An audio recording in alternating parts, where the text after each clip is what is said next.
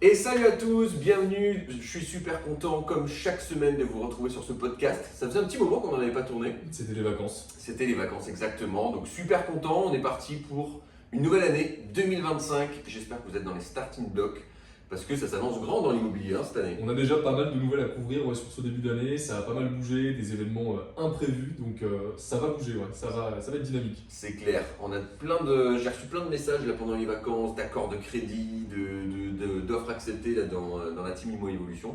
En tout cas, je suis comme à chaque fois hyper content de pouvoir partager ce moment avec vous. On va s'immerger un petit peu dans les news, vous donner un petit peu nos avis par rapport à ça. On va également prendre position sur certaines nouveautés, actualités. Et comme chaque fois, je tiens à vous le rappeler, si vous pouvez prendre 10 secondes pour vous abonner, liker ce podcast, nous donner votre avis en commentaire, ça nous permettrait de continuer d'en faire tout simplement parce que voilà, on aime bien aussi pas juste tourner devant un écran, mais avoir aussi un petit feedback derrière, ça fait toujours plaisir parce qu'on a beaucoup de gens qui nous font donc encore des feedbacks, mais en off. Toujours en off, ouais, beaucoup. Ouais. Mais n'hésitez pas aussi avec les questions, on adore y répondre. Ouais. Et envoyez-en à l'appel, on se fera un plaisir de vous guider sur vos projets. C'est clair. Cette semaine, là, je pense qu'on va commencer avec de l'actu, parce que l'actu, à mon avis, va répondre à beaucoup de questions. Il s'est passé pas mal de choses. Là, c'est une télé-réalité à la française, là, dans le monde politique. Ouais. Parce que du coup, on était en suspens, on en a parlé une ou deux fois en décembre, des décisions un peu du gouvernement par rapport à l'immobilier. Est-ce que la résidence principale va être capée à 5 ans? Est-ce que le LMNP va être revu? Enfin, beaucoup de décisions comme ça qui étaient en suspens et qui faisaient très peur. Le projet loi finance. Projet loi finance, c'est comme ça que ça s'appelait? PFL, ouais, projet loi finance 2025. J'ai fait que les éléments extraits de ça. Et retournement de situation, démission du gouvernement en décembre. Hop, en train de tomber. Ouais. Ah, c'est mieux. Démission du gouvernement en décembre, donc a priori on n'a rien qui se concrétise avant juin. Si c'est acté en juin, c'est que ça prendra effet du coup à la fin de l'année. Donc on devrait en 2025 pas avoir affaire à ce projet de loi finance. Peut-être qu'on aura des nouvelles en 2026, mais c'est repoussé. Donc voilà, quand on expliquait qu'il ne fallait pas paniquer, qu'il ne fallait pas subir la pression et craquer plutôt sous la pression. C'est clair. Voilà, le LMNP est encore d'actualité, donc ça peut toujours se faire. Quelques actus qui risquent de t'intéresser. Premier élément, j'ai vu un chiffre qui était sympa. Je le partage, tu partages ta réflexion, tu me dis un petit peu ce que tu en penses. Et j'ai pris aussi des petits graphiques pour pouvoir analyser ensemble. Pour être très précis, l'effondrement de la construction immobilière en 2024, selon la Fédération française du bâtiment, on n'a que 250 000 logements qui ont été mis en construction cette année. Apparemment un chiffre historiquement bas, ce que je trouve assez fou. Et il paraît que pour 2025, ça s'annonce encore plus compliqué, quoi. Ouais. Qu'est-ce que tu en penses, toi? Ouais, ça commence à puer pour certains promoteurs. La promotion, c'est compliqué. Et le problème, c'est que quand la promotion, c'est compliqué, tu sais, il y a cette phrase qui est hyper connue dans le bâtiment. Quand le bâtiment va, tout va. Bah, la promotion, c'est le bâtiment. Là, on est dedans. Et c'est vrai que c'est très compliqué pour beaucoup de promoteurs. Il y en a beaucoup qui ont fait faillite. Alors, je crois en 2024, on a eu 40% de faillites en plus chez les promoteurs en comparaison aux années précédentes. Nexity qui Donc, a plus 40% de faillite. Donc c'est énorme et c'est un peu un cercle vicieux parce que quand tu as les promoteurs qui font faillite, les promoteurs engendrent une quantité d'impôts et de TVA qui reversent à l'État assez énorme, rien qu'avec les matériaux, les TVA, toutes les différentes taxes, les frais de notaire, toutes les transactions qui y sont faites. Et ça fait partie le monde du bâtiment, c'est l'un des pôles qui rapporte le plus à l'État, quoi. Donc quand il y a un truc comme ça qui vacille, qui est pas top, ça fait un petit peu peur. Quoi. Ouais, d'où le projet de loi finance qui fait peur aussi. Ouais. Mais il y a aussi la question de. Moi je pensais à ça aussi, de la tension locative, quoi. Et de l'habitat. Parce qu'on en parle en plus souvent avec les clients, mais le locatif aujourd'hui en France, c'est une niche qui n'est pas prête de s'arrêter. Une niche, je m'entends parce que c'est quand même énorme. Ouais. Et c'est pas prêt de s'arrêter, il y a toujours de plus en plus de demandes de logement et il y a une offre qui se raréfie, quoi. Et donc aujourd'hui, les petits porteurs vont avoir une place majeure, puisque si les gros ne sont pas capables de satisfaire cette demande croissante et qu'il y a de moins en moins de construction, que c'est de plus en plus compliqué pour eux, c'est des petits porteurs qui justement s'occupent de racheter un appart, de le rénover, d'acheter un petit bâtiment, d'en faire des appartements, etc., qui vont compter. Et dans ce sens, moi j'ai quand même du mal à voir comment est-ce qu'on va leur taper sur les doigts avec une loi finance trop dure, quoi. Ouais. Tu vois, je me projette dans un an, je me dis mais qu'est-ce qui va se passer si on supprime un LMNP par exemple, que ça devient extrêmement compliqué alors que c'est nous les investisseurs qui sommes là pour sauver la France, tu vois. Qu'est-ce qu'on va faire quoi? Mais moi, mon positionnement là-dessus, il est très précis, c'est que j'ai fait un peu des recherches sur une quinzaine de pays en Europe Ouais. et ils ont tous un équivalent du LMNP. Ils ont tous un truc qui ressemble. Donc tu as toujours cet avantage à faire des travaux, etc., que tu déduis d'une certaine façon. Ça ne peut pas disparaître. Il peut y avoir quelques avantages qui sont diminués. Mais encore une fois, c'est toujours orienté. C'est quand tu fais du Airbnb, tu perds tous tes avantages du LMNP. C'est Quand tu fais compliqué. de la colocation ou de la location classique, tu n'es pas vraiment impacté. À la limite, les travaux que tu amortis pendant l'exercice, tu ne peux pas les réintégrer dans le calcul de la plus-value. Mais c'était une aberration de les intégrer deux fois. C'était une exception. Même en SCI, ça ne se fait pas comme ça. Donc pour moi, c'est un retour à la normale. Et quand je parle du LMNP, bien sûr, je suis en train de parler du régime réel.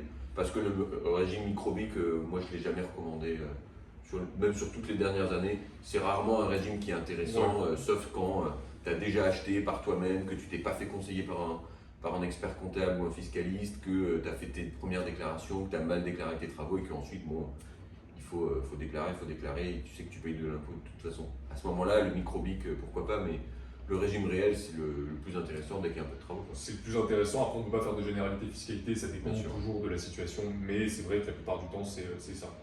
Donc, ouais, logement en construction toujours de plus en plus dur. Biarritz, le Pays Basque, qui vient de passer aussi un plafonnement des loyers.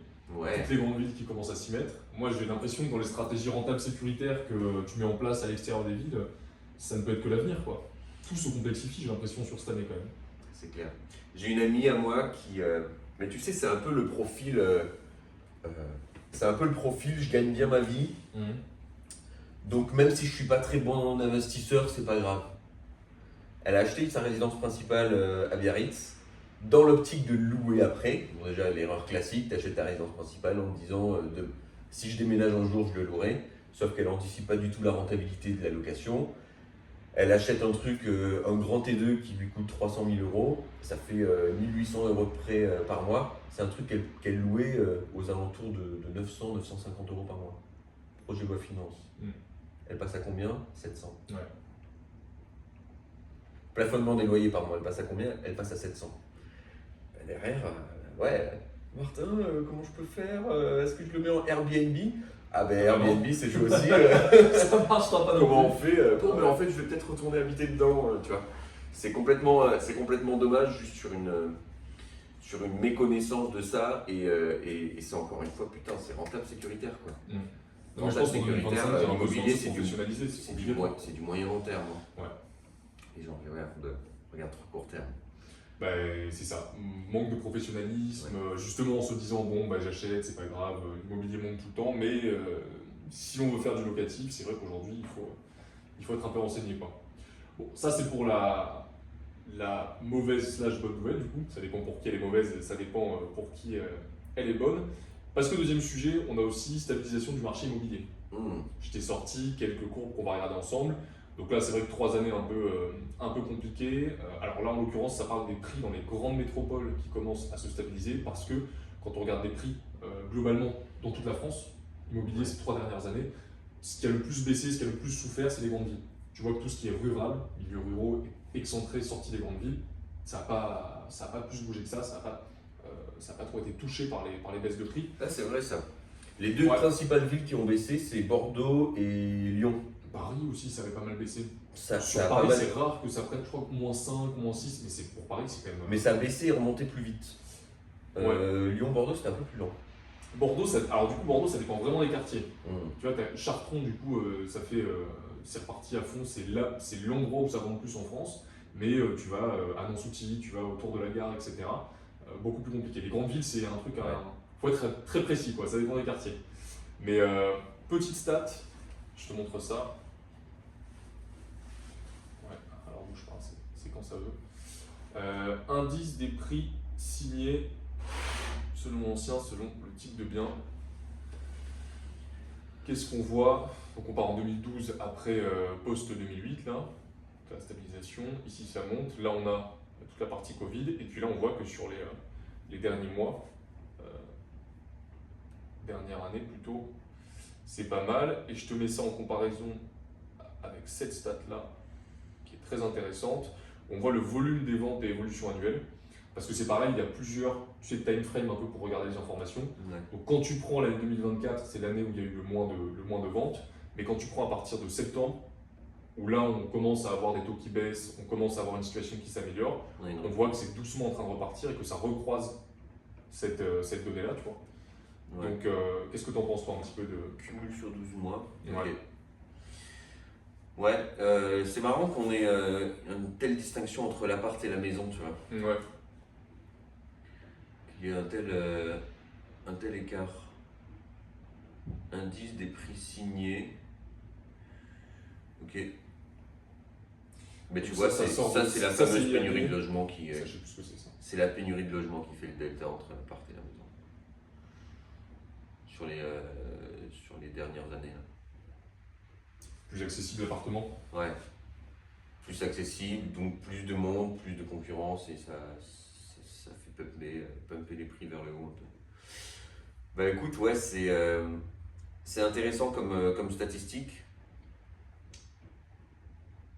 Et bah finalement, tu vois, sur ta courbe, on voit que le neuf repart un peu à la hausse, mais a connu une baisse quand même moins importante que l'ancien. Hein. Ouais. Après, dans le neuf, il y a aussi. C'est complètement différent. Le neuf, tu ne le négocies pas. Le neuf, promoteur, il a des planchers à respecter. Il ne peut pas aller en dessous de certains prix. Là où dans l'ancien, forcément, tu as aussi plus de marge de ce côté-là. c'est Donc clair. c'est un peu influencé par ça aussi. C'est assez intéressant. Tu vois, on parlait tout à l'heure du projet d'Alexandre et Fanny sur Montpellier. Ouais. Un immeuble affiché à la base alors c'est pas à Montpellier, mais c'est dans une ville proche de Montpellier, affiché à la base Ville proche de Montpellier. à 490 000 euros. Mm. Il le négocie à combien? 365, je crois. 350, il me semble. 350 350 000 euros. Bel négo. Un petit, Un petit 140 000 un petit 140 000 euros qui de négociation. correspond à la totalité et un peu plus même des travaux qui sont prévus. T'imagines? Enveloppe travaux 130 000, il négocie 140 000, donc au final, Demain, c'est un projet qui se valorise facilement à 700 000, quoi. ils sont dans la rue principale de la ville, avec un commerce en pied, Ouais. de restauration, gamme d'extraction, cuisine déjà en place. C'est une pépite. Je suis jaloux. Il y a- Je il y a suis plus presque qu'à. jaloux, j'ai envie de le faire avec eux. Non, mais c'est clair. Mais intéressant parce que tu discutais aussi avec ton notaire ce matin, j'ai entendu. Avec l'agent IMO. Avec l'agent IMO, Ouais. discuter un peu reprise, etc. J'étais Comment avec- est-ce qu'il le sentait? J'étais avec un agent IMO parce que demain, j'ai officiellement la signature. Donc, quand vous écouterez ce podcast, j'aurai déjà les clés. J'ai les clés d'un nouvel immeuble et on attaque les travaux dans 2 semaines. Là. Et j'en profitais pour discuter un petit peu avec lui et il a confirmé quelque chose que nous on a vu aussi avec nos clients. C'est sur les derniers mois, novembre, décembre, les biens disponibles dans les petites annonces sur internet sont dans la majorité des biens qui ne se sont pas vendus en 2023-2024 et qui reviennent et qui sont toujours un peu nuls à chier et c'est pour ça qu'ils ne se vendent pas. Donc on a un peu cette contraction de marché qui a eu lieu là en fin d'année et en janvier, bonne résolution, etc. Tu vas avoir quelques nouveaux investisseurs qui ont des bonnes résolutions pour acheter. Tu vas avoir une grande vague de biens qui arrivent à la vente. On commence à le voir, là ça arrive. On a pas mal d'opportunités qui ressortent à la vente. Et donc janvier, février, on a cet équilibre qui se recrée où on a à nouveau pas mal de biens pour un nombre d'acheteurs qui est quand même pas trop important. Et donc on se retrouve à nouveau en position de force pour négocier en tant qu'investisseur. Puis réouverture des vannes par les banques, chaque début d'année, les compteurs repartent à zéro. Prêt sur 25 ans. J'ai vu les meilleures conditions là, qu'un de nos clients a obtenues, c'était 3%. 3% d'intérêt sur 25 ans. Il l'a fait passer en locatif ou en RP? C'était en résidence principale. Ok. Ouais. Ouais, c'est ça. Sur la fin d'année, c'est à peu près ce qui se Pas mal, faisait. hein. Tu peux aller chercher 2,9 de ce que j'ai vu. Mais bon, 3, on y est quasiment quoi, pour les meilleurs C'est ça. dossiers. Ouais, beaucoup de financement sympa, on va en parler après. Et alors toi Martin, qu'est-ce que tu... Sors-moi ta boule de cristal et fais-moi l'année 2025 immobilière. Voilà. Pour moi, là, on a une fenêtre de tir très intéressante dans les 4-5 prochains mois. Si on a une baisse de taux qui se prolonge, Ouais. je pense qu'on a le marché qui va être à partir de milieu d'année là. C'est toujours un peu en lien aussi avec le projet loi finance, comment ça se décante. Donc c'est pour ça en milieu d'année, aux alentours de juin, juillet, on va en savoir plus sur le projet de loi finance. Et si la baisse des taux se maintient, je pense qu'on va avoir pas mal d'acheteurs qui vont revenir sur le marché. Et ce qui est intéressant, ça c'est une donnée que l'investisseur lambda n'a pas. On est en relation avec beaucoup d'agents IMO qui nous disent qu'ils sont en contact avec des propriétaires qui ont envie de vendre, mais qui attendent encore un petit peu pour sortir leurs biens. Donc, on va avoir une vague de biens qui va aussi revenir en milieu d'année si le projet de loi finance est invalidé et si la baisse des taux continue. Donc moi, je le vois plutôt comme ça. Donc clairement, là, début d'année, il y a des opportunités super cool à saisir. Ce sera peut-être un peu moins le cas en fin d'année 2025. Mais bon, encore une fois, j'ai pas de vraie boule de cristal, c'est juste un ressenti là-dessus. Donc voilà, ça se professionnalise de plus en plus, on le voit. Si aujourd'hui, tu n'investis pas dans des immeubles de rapport, si tu n'achètes pas des plateaux, si tu ne te projettes pas sur des colocs ou de la location à l'année avec des bons prix d'achat, je pense que tu ne seras pas dans les plus gros gagnants des prochaines années, quoi. Ouais, c'est sûr. Bon, on en parlait du coup avec tous les éléments d'avant. Justement, sur les taux, grosse baisse des taux depuis un an. Ouais, On fait un pari. vas-y. Alors, dans un an, toi, tu les vois où les taux? Dans un an, moi je les vois comme aujourd'hui dans un an. Ah, c'est marrant. Moi, en dessous des 3, mais tu vois, 2,9, 2,8. Je m'éloigne pas trop de ça, quoi. Ouais, parce que je pense que c'est intéressant pour la BCE de redescendre ça. Mais en fait, tu as quand même un constat assez alarmant en France, hein. L'État perd 100 milliards par an. En gros, on produit 500 milliards et en face, on a des dépenses Pardon, on produit 500 milliards et en face, on a des dépenses à 600, on perd 100 milliards par an. Et ça, si ça ne s'arrange pas. Ouais, c'est ça, ouais, c'est intéressant. En fait, il y a plein de données économiques à prendre en compte. Et l'inflation, parce que les gens pensent que les taux, tu parles des taux, tu as presque l'impression que c'est un truc divin, tu sais, qui monte, qui descend un peu comme les gens veulent. Mais en fait, c'est pas ça parce que baisser ou monter les taux, ça a des avantages et des inconvénients. Et la BCE, elle est très sensible à pas mal de critères, notamment économiquement, comment ça se passe pour les pays, au niveau de l'emploi aussi, beaucoup. Et c'est ce qu'on a vu aux États-Unis sur l'un des derniers rapports. L'emploi est très bon. Et donc, quand l'emploi est très bon, par exemple, la Banque centrale, la Fed, a tendance à pas trop baisser les taux, quoi. Sauf que si l'emploi est bon, c'est que la situation est stable. On ne va pas précipiter parce que baisser les taux, ça implique aussi des inconvénients. Ouais. Et donc, on ne va pas trop se précipiter. Là, on voit la Fed qui commence à ralentir un petit peu ses prévisions de baisse de taux. C'est pour ça qu'il y a une petite baisse sur le SP500 là, ce mois-ci. Et comme la BCE est quand même très liée à la Fed, on se dit, bon, est-ce que c'est la fin de l'accélération du ralentissement, ça va être un petit peu plus doux? Moi, je me dis autour de 3, je pense que dans l'année, on reste sur des équivalences, quoi. Ouais, je pense aussi, ouais. Ok, on est raccord. Ouais. Est-ce qu'on est des génies? Est-ce qu'on a Intéressant. raison? Est-ce qu'on doit être élu à la tête de la BCE? Autant de questions auxquelles on va répondre cette année.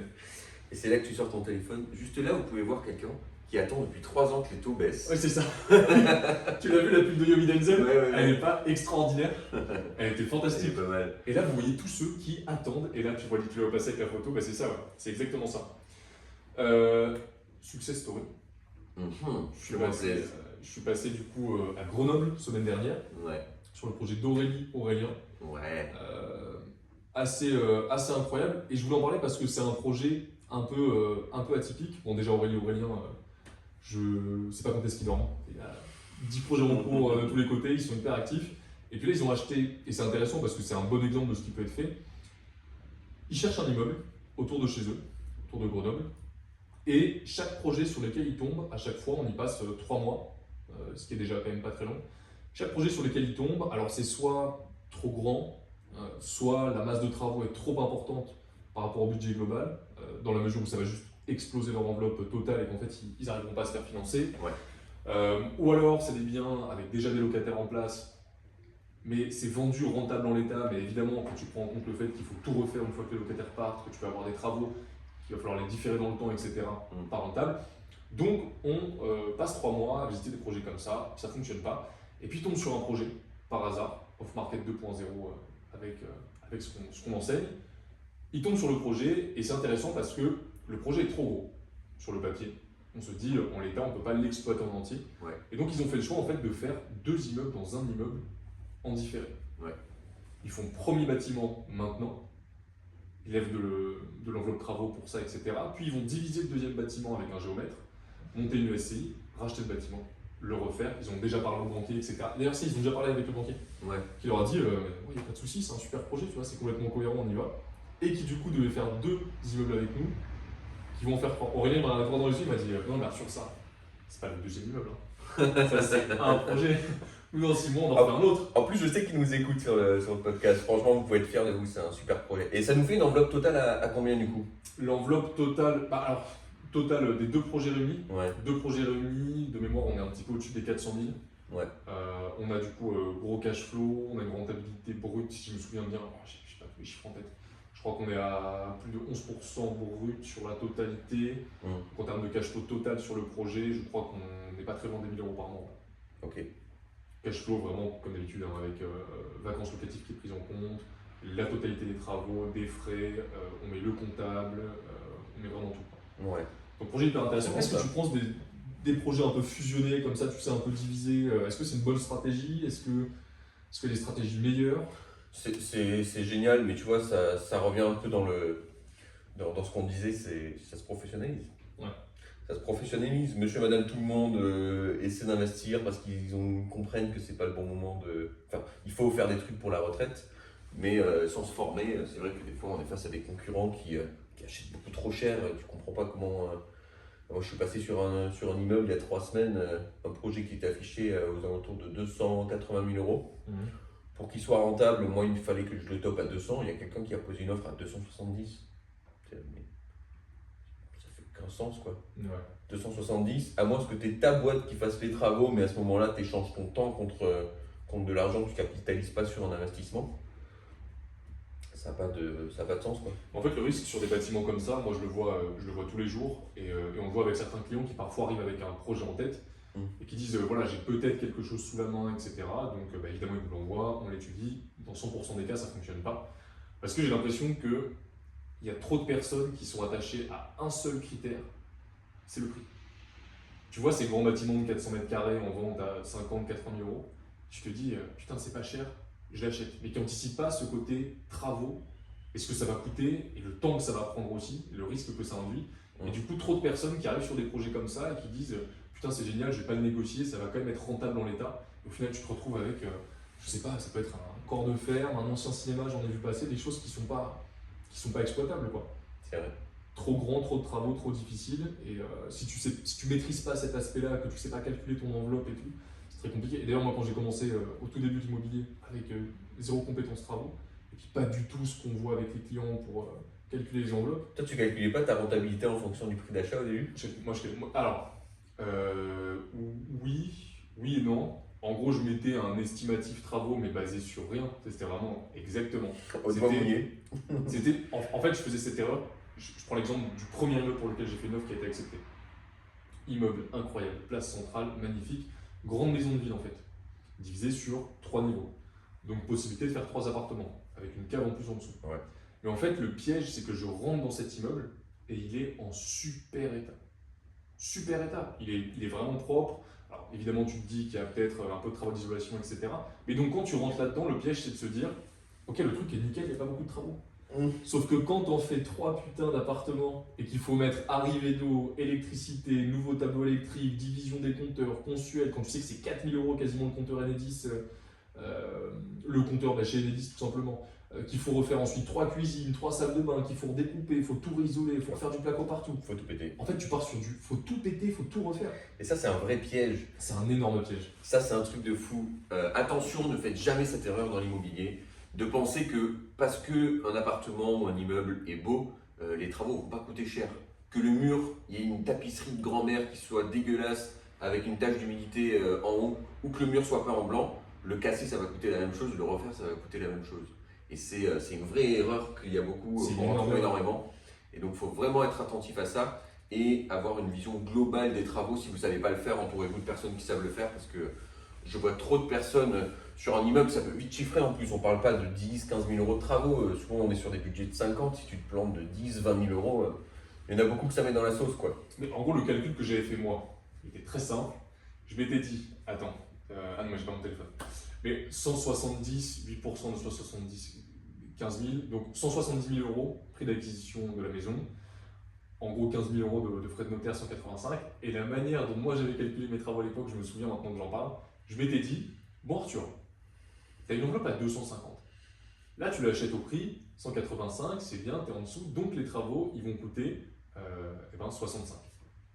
Dans ma tête, Ah oui. tu me dis pas comment je le calcule ou pas? En fait, je le calcule par rapport à moi. Je me dis, bon, j'ai 250, là je suis dans l'enveloppe, les travaux ça va être 65. Et je te jure, donc c'est le premier immeuble, offre acceptée et tout, machin, je suis comme un fou et tout, c'est top, génial.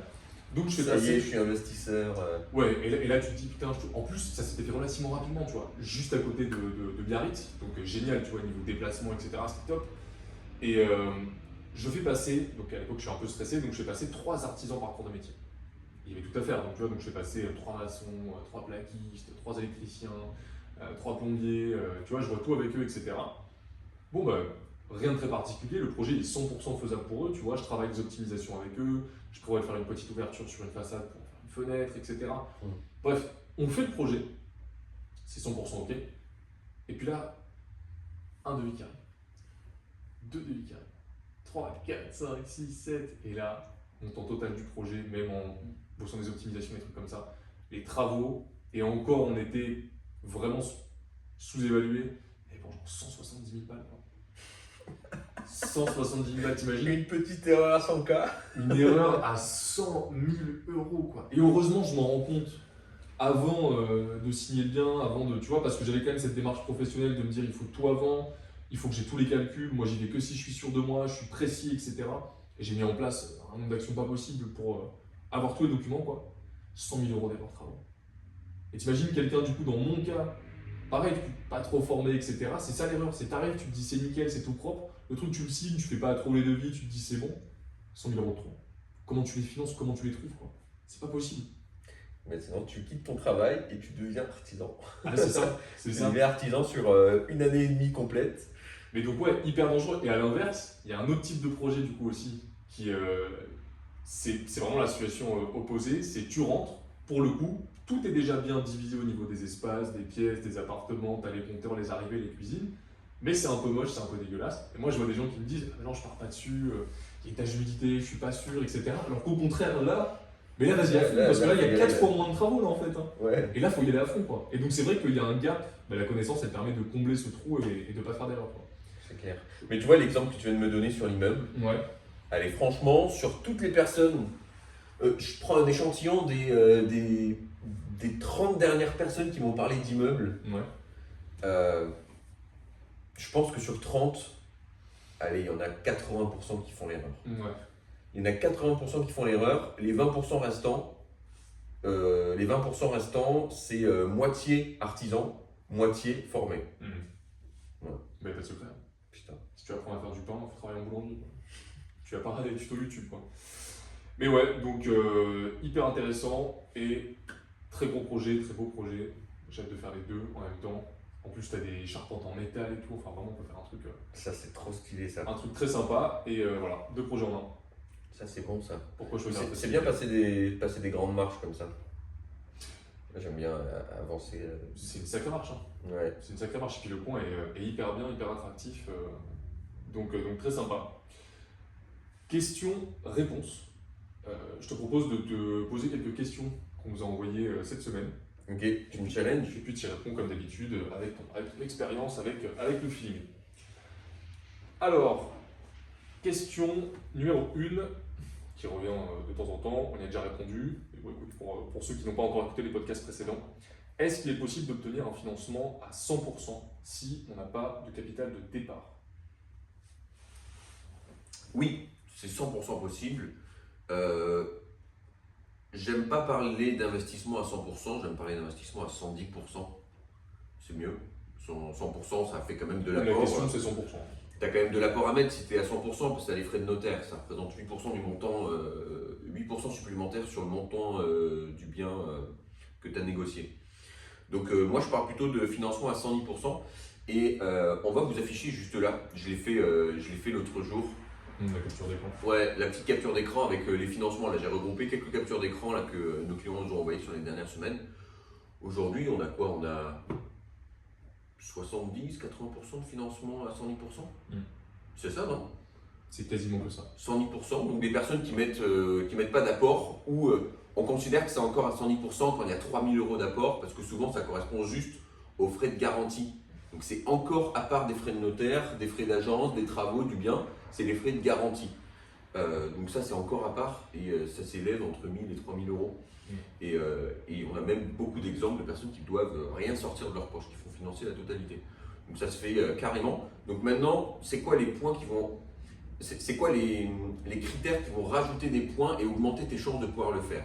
Effectivement, stabilité des revenus. Si tu as en CDI, tu as plus de chances de pouvoir le faire. Si tu as une antériorité en tant que salarié, si ça fait plusieurs années que tu bosses dans la boîte, tu augmentes encore un peu tes chances d'obtenir ce type de financement facilement. Si tu as,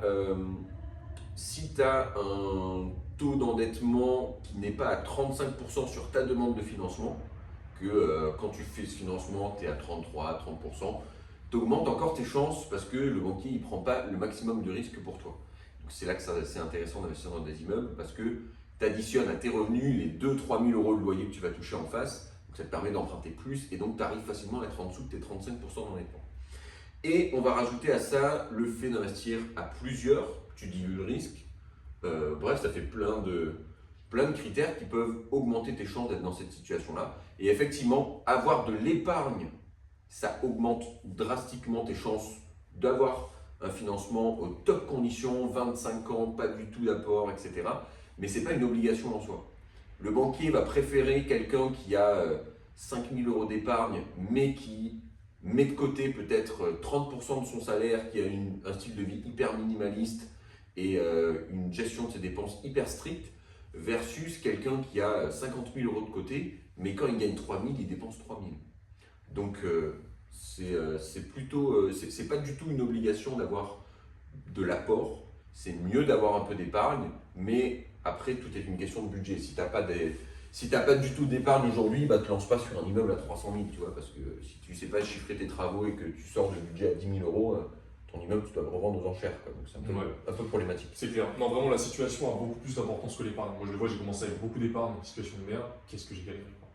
Ça aurait été beaucoup plus simple d'avoir un métier simple, 2 000 euros par mois, 100 fois moins d'épargne, j'aurais pas fait 25 ans, quoi. Ouais. Donc non, l'argent est bien moins valorisé que la stabilité de la situation, ça c'est clair. Et tu parlais effectivement des derniers financements. Le pire financement qu'on a reçu au mois de décembre, tu sais lequel c'est? Une petite proposition. C'est un financement 110% sur 20 ans. Ouais. Qui fait quand même 250 ou 300 euros de cash flow sur 20 ans. Ouais. J'ai vu passer un financement quand même sur un immeuble là, c'était peut-être Thibaut, un immeuble, un projet à 285 000 euros, où il a dû mettre 5 000 euros d'apport. Ouais, peut-être. Ouais, j'ai un truc comme ça en tête, okay. J'en ai vu passer un. Moi j'avais 20 ans en tête, ouais. Ouais, 20 ans, après on a beaucoup de 25 ans. C'est pas des sommes considérables. Même en SCI, on a pas mal de 25 ans, enfin 24 ans et demi. Ouais. Ceux qui connaissent ces astuces sauront de quoi je parle. Intéressant, le financement à 100%. Autre question intéressante, bon alors, essayez de faire une réponse concise parce que c'est une question assez large, mais comment savoir si un bien est un bon investissement locatif ou si on doit passer à un autre projet? Est-ce que tu aurais, je sais pas, un conseil, une méthode express pour définir est-ce que j'y vais pas, quoi? Ouais, c'est 2 points principaux à regarder. Numéro 1, après revente, est-ce que mon projet, je peux le revendre 10, 20, 30% plus cher que ce qui m'a coûté en totalité? Numéro 1, parce que même si tu n'as pas une excellente rentabilité, si tu achètes bas, tu ne perdras jamais d'argent. Tu gagneras au mieux et tu n'en perdras pas au pire. Et numéro 2, il faut que tu aies un calculateur de cash flow. Pose les chiffres, tu fais les plus, les moins. Tu n'oublies pas tous les frais annexes qu'il y a dans l'activité de location et tu regardes est-ce que tu es en positif, à au moins 200-250 euros de cash flow par tranche de 100 000 euros investis sur le projet. Ok. Voilà, 2 critères à prendre en compte. Et ensuite, tout le reste, c'est du détail. Même si tu n'es pas un expert en fiscalité, si tu achètes super bas, tu t'en sortiras. Si tu n'es pas un expert en chiffrage travaux, si tu achètes super bas et que tu prends une enveloppe très large en travaux, tu peux t'en sortir avec des petites astérix en bas du contrat. Ouais, je pense que c'est les points principaux. Ouais, puis la fiscalité, etc. Il ne faut pas en faire une maladie, quoi. Il faut prendre les choses étape par étape. Petit souci technique. Donc du coup, on disait, oui, non, je parlais de la fiscalité et du fait qu'aujourd'hui, on ne peut pas tout anticiper, il vaut mieux fait que parfait, donc voilà, ça, il faut se jeter dedans et très bon conseil. Mais écoute, j'espère que ça servira. Tu sais ce que c'est, moi, mon critère, un de mes critères d'achat? Vas-y. Si je me dis, il faut que je l'achète lundi, je le revends mardi, si je le revends mardi, il faut que j'encaisse 2 ans de loyer. C'est mon minimum, quoi.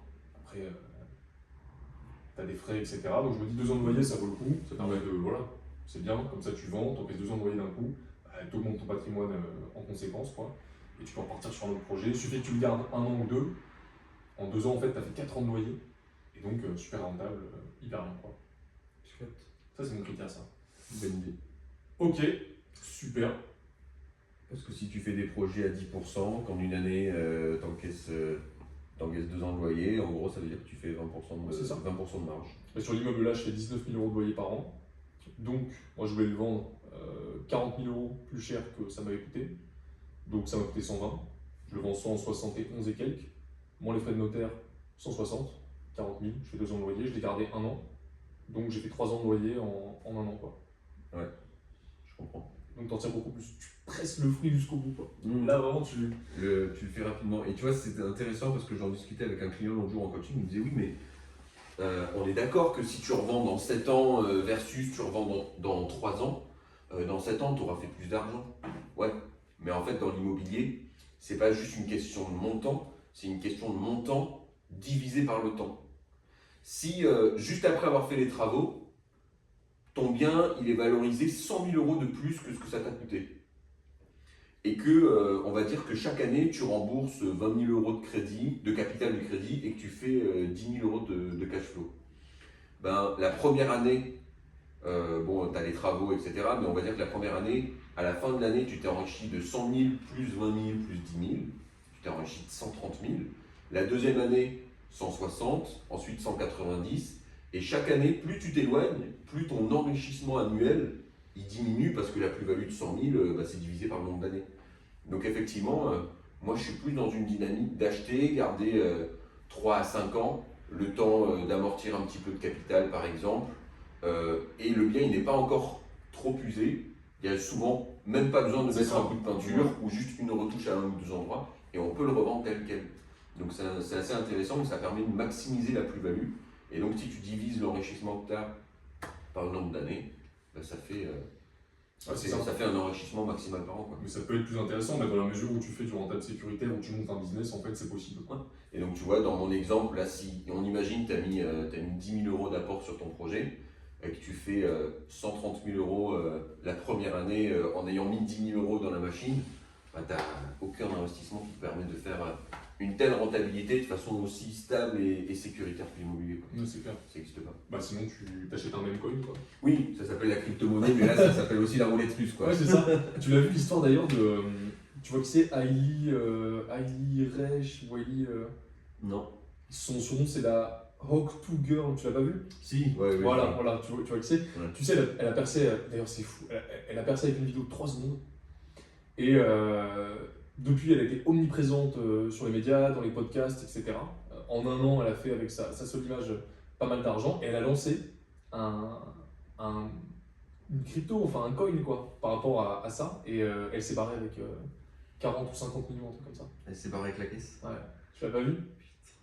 Elle a monté le truc, donc elle avait un stock, le truc est monté, tout vendu. 40 millions et elle a disparu. Elle est recherchée pour fraude et tout, prison, catastrophique quoi. Donc là on va dire que le niveau de risque est un tout petit peu différent. Voilà, c'est bien si tu as construit le projet avec elle et que tu pars avec 2-3 millions, c'est moins bien si tu investis tes économies quoi. Putain, J'imagine. Ouais, l'immobilier, c'est quand même moins risqué que ça, quoi. Ouais. Un peu moins. Et ben, allez, on est parti. Sur côté, sous côté. Ça faisait longtemps ça. Et après, je vais filer avec Diego sur son immeuble, qui va être accepté du coup. Allez. Alors, le premier, je sais pas si tu en as entendu parler. Je note ton avis en très rapide, c'est la société WeWork. Tu vois ce que c'est ou pas? C'est une boîte américaine qui faisait que du coworking, mais qui a grossi hyper vite. Alors vraiment l'expansion elle a été fulgurante, ils ont acheté des locaux un peu partout dans le monde, etc. Ouais, il y en a à Bayonne WeWork. Peut-être. Oui, Peut-être. j'en ai vu. Et la valorisation est montée en flèche, mais il y a eu un moment un peu compliqué. Qu'est-ce que tu penses du business model de WeWork? Sur-côté ou sous-côté? Donc ils font des bureaux pour du coworking. Que du coworking, ouais. Que des gros espaces de coworking. à travers le Écoute, monde. intéressant parce que il y a quand même de plus en plus de personnes qui veulent être en freelance. C'est quelque chose qui est tendance, qui je pense va augmenter dans les prochaines années. Tu vois, un comptable par exemple, un comptable, il n'a pas besoin d'être à son bureau tous les jours, de faire sa comptabilité depuis la Thaïlande, tu vois, ça pose pas de problème. Donc avoir des centres de coworking, je trouve ça intéressant.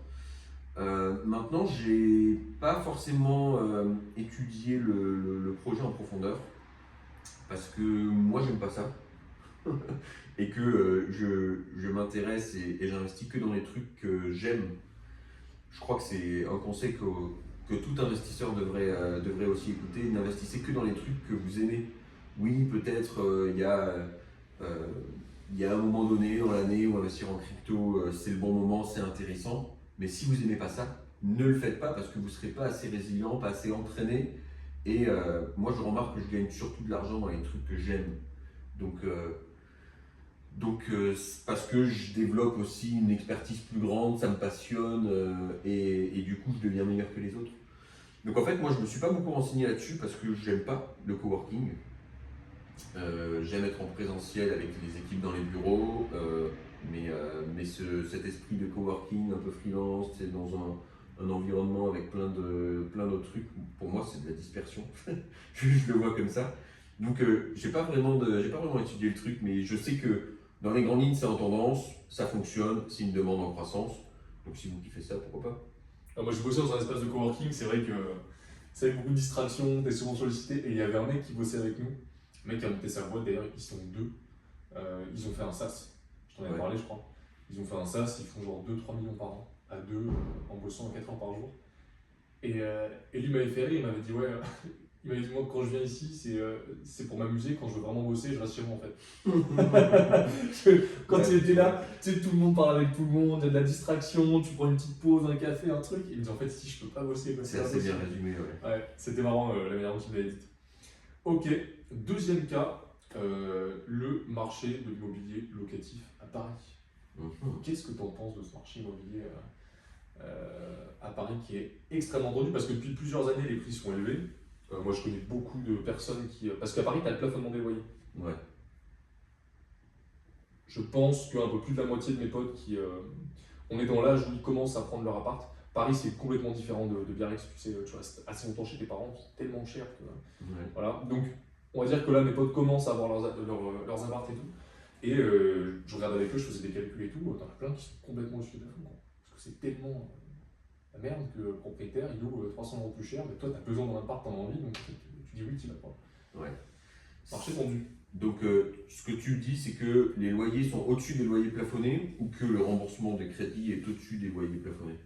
Non, dans tous les cas, c'est pas rentable, mais il y a des plafonnements des loyers qui en fait n'existent pas vraiment, parce qu'il y a une demande qui est extra forte. Et qu'est-ce que tu penses d'un marché comme Paris, toi, par exemple? C'est intéressant pour moi que si peut-être tu es un entrepreneur et que tu as besoin de faire du déficit avec de l'immobilier, mais en termes de rentabilité, non. Si tu n'as pas 500 000 balles, 1 million d'euros de capital, bah tu n'y vas pas. Parce que tes rentabilités vont être 3 fois moins que quand tu vas dans les milieux, quand tu vas un petit peu en dehors des villes. Paris, tu as quoi? 4%? 4% de rentabilité, peut-être si tu t'en sors bien, tu as du 5%. Ouais. 4%, tu peux avoir du 12% en province, tu vois. Donc, Tout dépend du secteur, parce que Paris, tu as des dispersions de prix qui sont assez folles, quoi. ouais. Dans le 18, aux alentours de 8 000 € du mètre carré, par exemple. Saint-Germain-des-Prés, tu frôles le 17.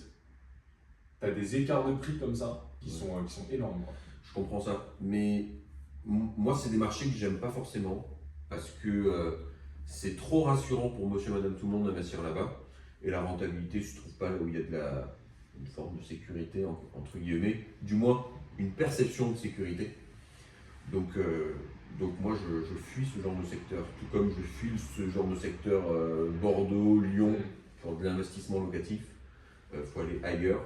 C'est intéressant de commencer à s'en rapprocher quand tu es sur des stratégies un peu plus exotiques, quand tu es sur du commercial, quand tu es sur des immeubles au-delà de 500 000, 1 million d'euros. Parce que ton immeuble qui va faire peut-être, je sais pas moi, tu achètes un immeuble à Paris de 500 mètres carrés, bah, il va pas te coûter 8 000 euros le mètre carré, tu vois.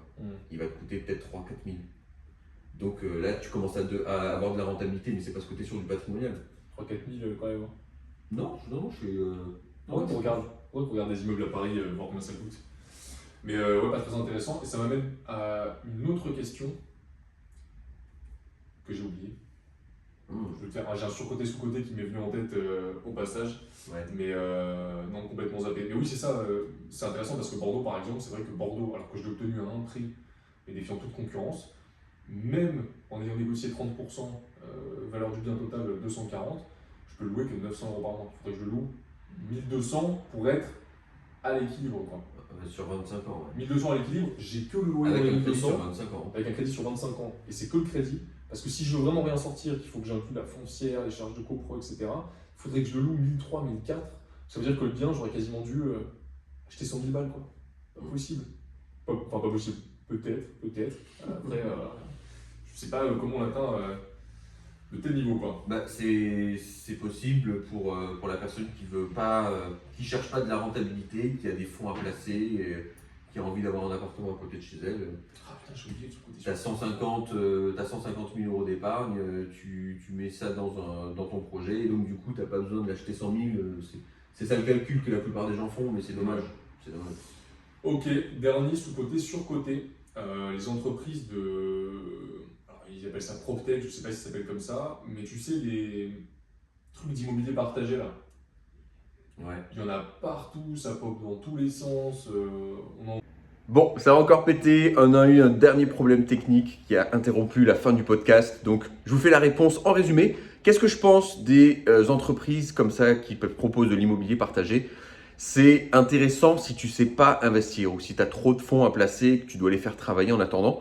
Mais tout l'intérêt de l'immobilier, ce n'est pas de placer son argent, c'est de placer et de faire travailler l'argent de la banque. Donc, moyennement intéressant. Je terminerai rapidement avec une petite annonce pour ceux et celles qui veulent participer à nos apéros IMO qu'on fait en présentiel dans chaque ville, vous le savez, en 2025. Je vous invite dès maintenant à aller sur le site imoevolution.com, tout attaché. Vous allez sur la rubrique apéro IMO, vous sélectionnez la ville dans laquelle vous êtes et un membre de mon équipe va vous appeler pour vous expliquer quand aura lieu l'événement, comment y venir et tout ça est 100% offert, bien évidemment. Au plaisir de vous rencontrer. Je vous souhaite à tous une excellente année 2025. Entre investisseurs, on se souhaite plein de cash flow, de chambres en coloc, d'immeubles de rapport. Déchirez tout et on se revoit la semaine prochaine pour le prochain épisode. Ciao.